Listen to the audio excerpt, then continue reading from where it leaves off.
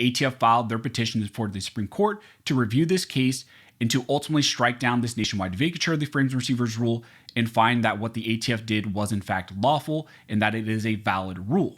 So the Supreme Court now has another Second Amendment ATF overreach case in front of them.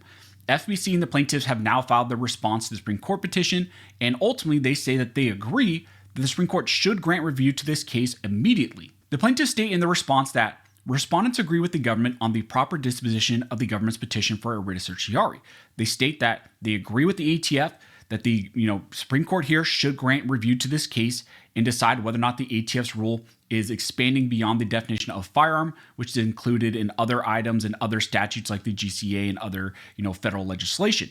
They are asking for the Supreme Court to review if what the ATF did in the rule-making process in this new rule against unfinished frames and receivers goes beyond the statutory definition like all these lower courts said. They go on to state that while respondents agree that certiorari should be granted, that is where their agreement with the government ends. That is because the challenge provisions of the rule are fundamentally incompatible with the Gun Control Act's definition of firearm. They go on to state that the definition of firearm under the federal law is an important issue that was precisely addressed by Congress in the Gun Control Act of 1968.